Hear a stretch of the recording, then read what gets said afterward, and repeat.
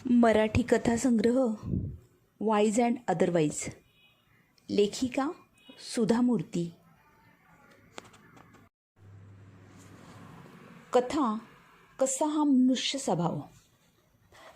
खूप वर्षापूर्वीची गोष्ट आहे. त्यावेळी मी चिप सिस्टीम ॲनालिस्ट म्हणून काम करत होते. कामानिमित्त प्रोजेक्टसाठी तेव्हा खूप फिरावं लागे. कधी जवळपासच्या एखाद्या शहरात नाही तर कधी एखाद्या लहानशा खेड्यात जावं लागे. अनेकदा तर या कामासाठी मला सुट्टीच्या दिवशीसुद्धा प्रवास करावा लागे. असाच एक शुक्रवार होता. यावेळी मोठा वीकेंड मिळणार होता म्हणून मी खुश होते. येत्या सोमवारी कसल्याशा सणानिमित्त सुट्टी होती. या 3 दिवसांच्या सुट्टीचा फायदा घेऊन आम्ही तिघी बहिणींनी शिगावला आमच्या आजोळच्या घरी एकत्र भेटायचं ठरवलं. हा शुक्रवार कधी एकदा संपतो असं मला झालं होतं. रविवारी पौर्णिमा होती. मुद्दाम चांदण्यात स्नेहभोजनाचा कार्यक्रम आखलेला होता. उत्तर कर्नाटकमधल्या लोकांना या चांदण्यातल्या भोजनाचं फार कौतुक. आम्हाला सर्वांनाच काम संपून निघण्याची घाई झाली होती. एवढ्यात कोणाची तरी हाक आली, जरा माझ्या ऑफिसात येता का? माझ्या पोटात मोठा गोळा आला. ते आमचे साहेब होते. माझ्या माहेरच्या नावाने त्यांनी हाक मारली होती. त्यांच्या आवाजावरून काम तसं महत्त्वाचं असणार हे उघडच होतं. मी खरं तर निघालेच होते, पण मग वाटेत त्यांच्या ऑफिसपाशी थांबले. तुम्हाला असा त्रास द्यायला बरं वाटत नाही, पण तुमची आता तातडीने गरज आहे असं म्हणून त्यांनी माझ्या हातात एक पत्र ठेवलं. येत्या 2 दिवसाच्या आत एका विशिष्ट प्रोजेक्टच्या स्थळी जाऊन मी भेट दिली पाहिजे असं त्यात नमूद केलं होतं. काही हरकत नाही सर, मी जाऊन काय ते बघते, मी म्हणाले. दिवसभर आठवडाभर ऑफिसात काम करत राहण्याची मला सवयच होती. त्यामुळे गावी जाण्याचा बेत रद्द करावा लागला. तरी त्याचं विशेष काही वाटलं नाही मला.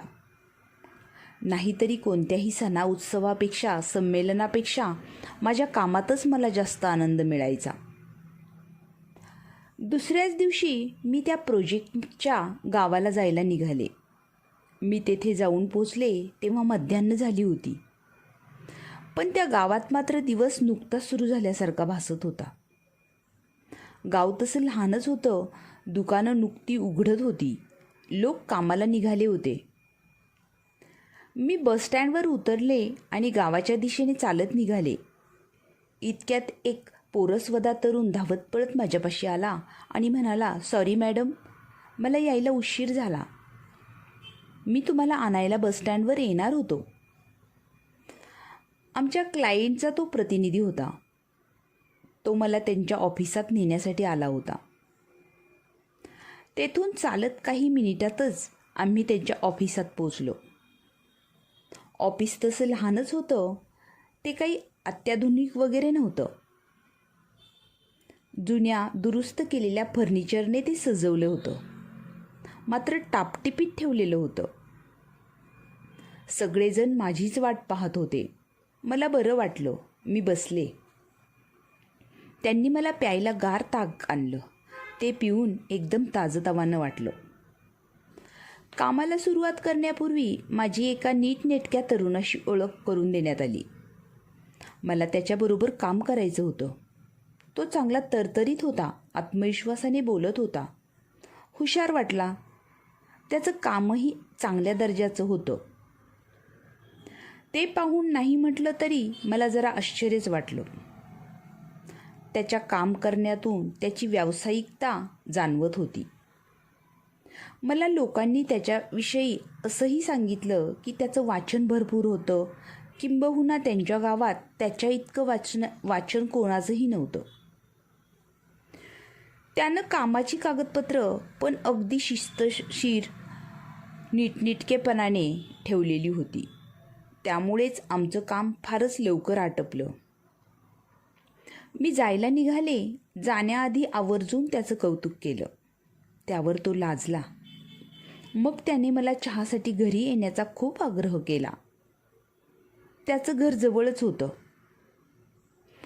त्याचं घरही फार नीटनेटके ठेवलेलं होतं. चहा पिता पिता आमच्या गप्पा सुरू झाल्या. आता गप्पा जरा वैयक्तिक पातळीवर आल्या होत्या. त्याने त्याच्या आईवडिलांविषयी सांगितलं. त्याच्या या आधीच्या नोकरीविषयी सांगितलं.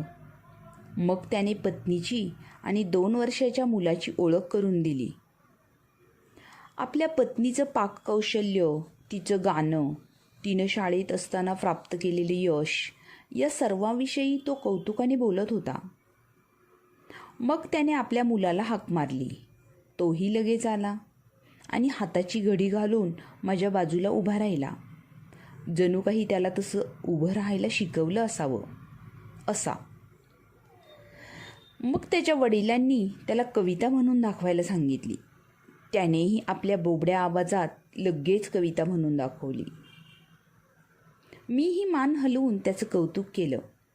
पण आपल्या मुलाचं फक्त एवढंसं कौतुक झालं ही गोष्ट त्या वडिलांना फारशी रुचली नसावी.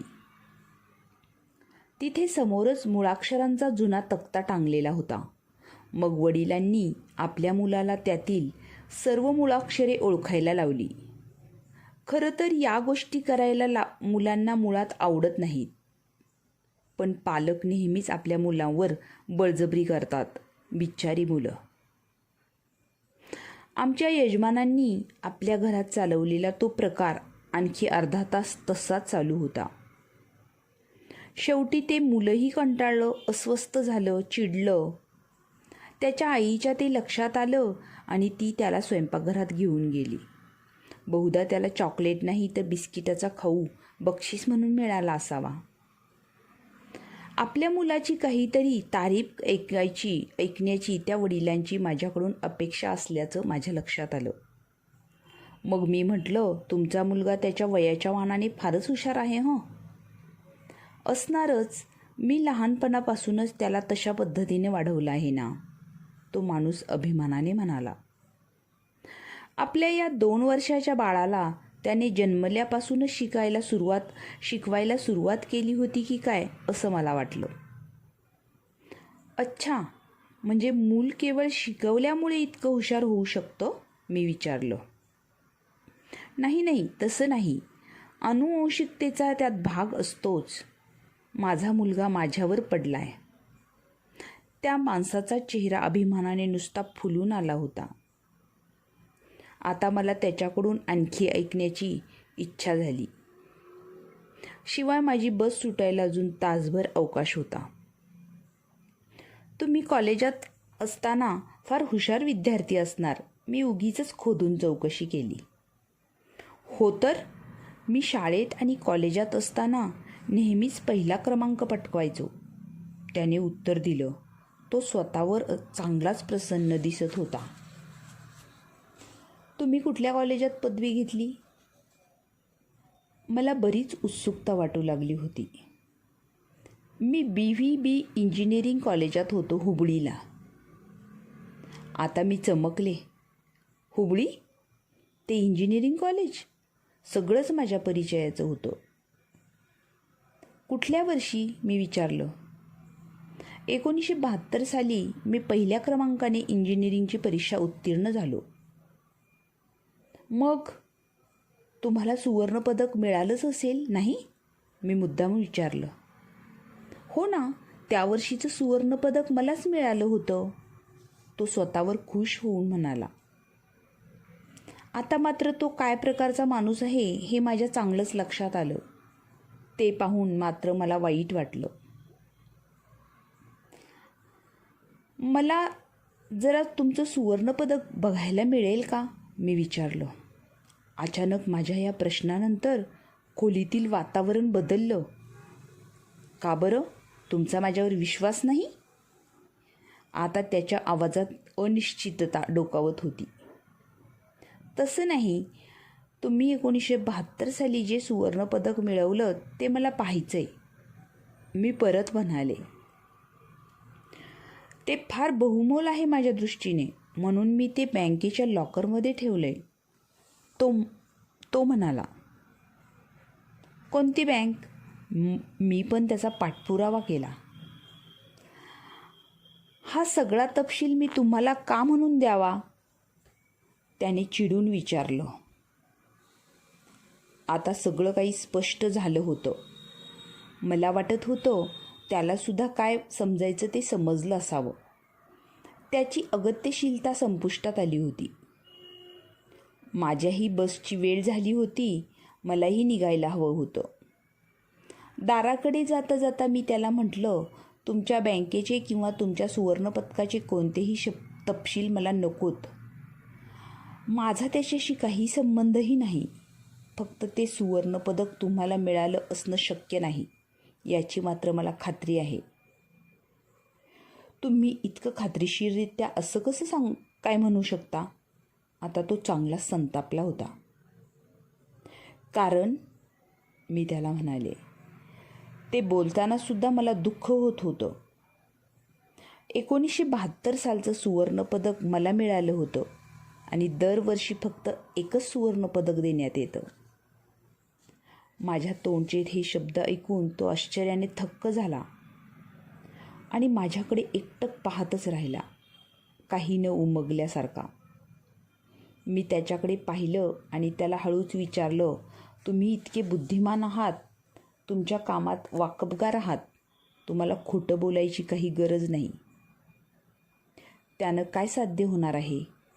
एवढं बोलून मी वळले आणि पाठीमागे दार बंद झाल्याचा आवाज आला. हे एवढंच उत्तर मला मिळालं.